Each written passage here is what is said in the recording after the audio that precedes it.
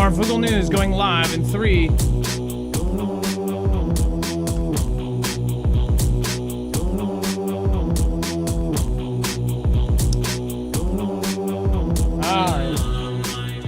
What is going on, guys? It is Adam and K Marf, and this is Marfoogle News. We're going to go into very alarming situations. Obviously, the world is now talking about world war. They're talking about war with Iran. They're talking about war with Venezuela. They're talking about war with China.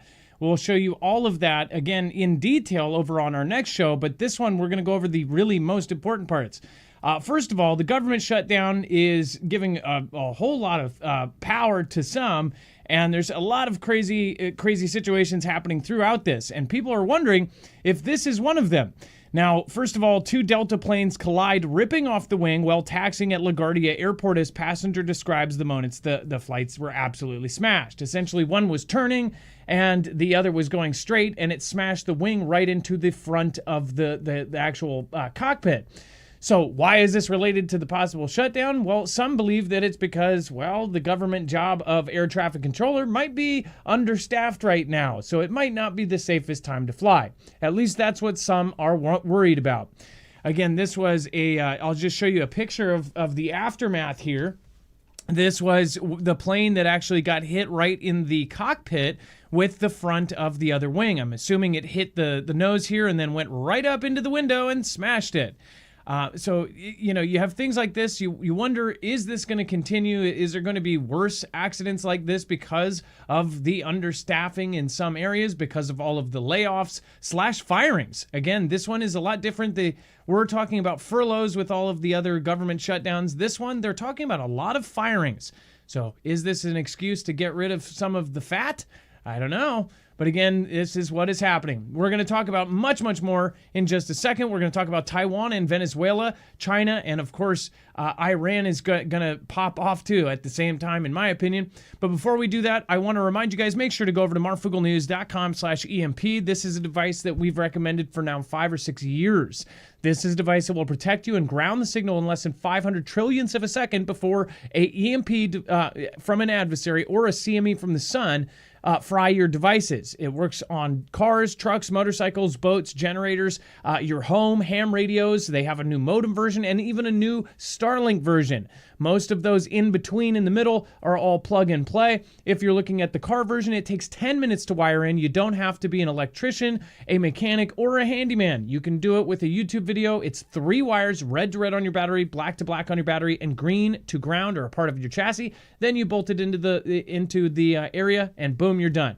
marfooglenews.com/EMP. Make sure to use the code MARF. Same company as outfitting agencies like DHS, or now DOW. You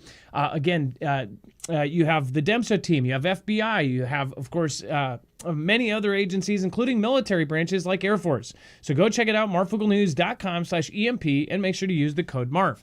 All right, let's bring in my co-host / internet brother, Dex James. What is going on, and how are you doing today? Well, hello, Adam, and hello, Foogle fam. I'm doing just fine.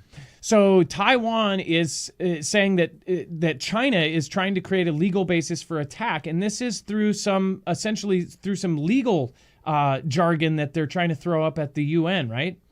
Exactly. The Taiwan government said that China was trying to create a legal basis for a future attack with misleading interpretations of the key UN resolution.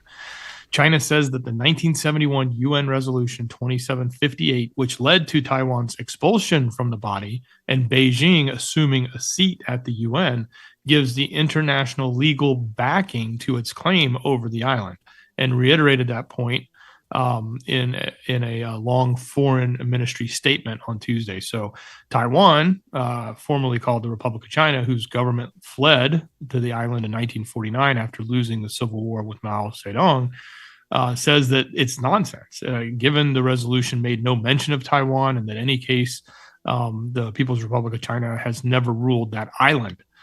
So Taiwan is saying, hey, don't listen to them. They're making this up. It should not be the legal grounds for them. And it sounds very clear to me that what China is trying to do is make sure that they got their ducks in a row so that they don't have a reason for the UN to come knocking at the same time if they start to do and when they start to do the invasion of Taiwan. Yeah, it sounds to me like they are already putting out their kind of reasoning. Just it reminds me of when they put the map out. They actually released this map to the world, says this is the waters that we claim. Now, the problem with that map is that the waters that they claim actually overstep the boundaries of other countries, like the Philippines and other countries that essentially said, this is ours. And the Philippines are like, what are you talking about? That's within 200 miles of our shore. You know, this is our land. So they're essentially just saying why they believe that they're right. And in previous instances, they enforce that. So if they're saying this is why we legally think that this is why we can take Taiwan, they can go and take Taiwan. Or at least there's no one who's really going to stand up to it unless it's the US. There's no one else. And the heated battle of words have just absolutely gone out of this universe lately, when you've got Chinese officials essentially saying that, mutually assured destruction is assured with China because they will not be the first to fire, but they'll be the last to fire in the world. So yeah, very, very crazy. And then goes in about how they've got the 61 bomb, 60 warheads, and 1 hydrogen bomb combined into one weapon.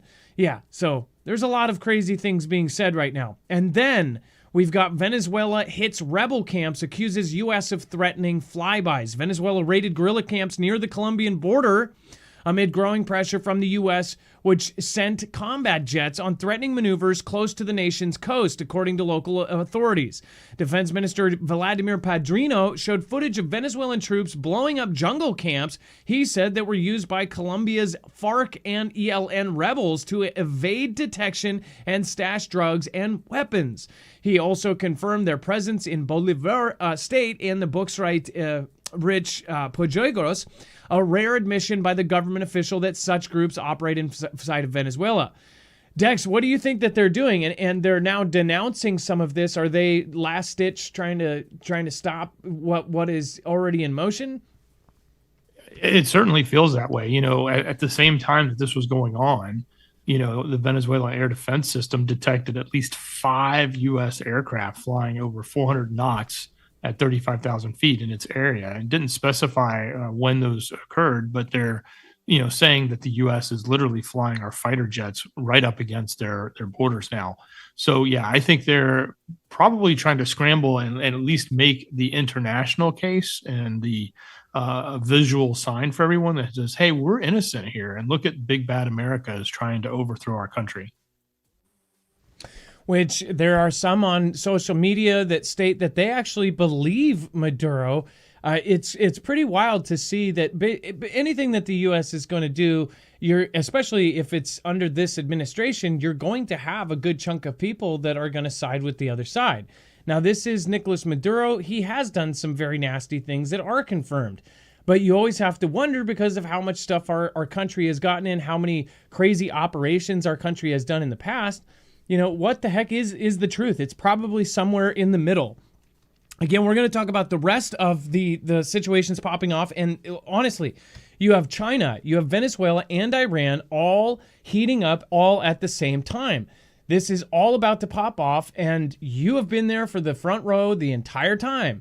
Most people are not. Most people are going to find out after the fact. And I'm not kidding you. There are so many people that do not follow this. They say, oh, I don't watch the news. It's too depressing. But it's going to be very depressing when their power goes out and they have no idea what to do. And there's no Google to help. There's no DuckDuckGo. And there's no web to figure out how to do it. There's no Grok or AI ChatGPT to freaking tell them how to live. So it's something that most of you have already prepared to do. You've already printed out instructions on things that are essential, and you've already had that in your docket, but many people aren't. And the problem for a lot of us preppers is that when this goes down, the people that are not prepared, they are going to become the thing that we can't prepare for. All right, you guys, follow us over on the next show, and I hope that you are, because there's even more that just transpired. This last week has been the craziest week in the 8 years I've done this. We will see you in just a moment. Be safe, be prepared, and Marf out. If you're in the chat, just stay there. You can find a full bibliography down below in the description for every single article, tweet, video, picture, document source over on marfoogle.news.com. We'll see you in just a second. Be safe, be prepared, and Marf out.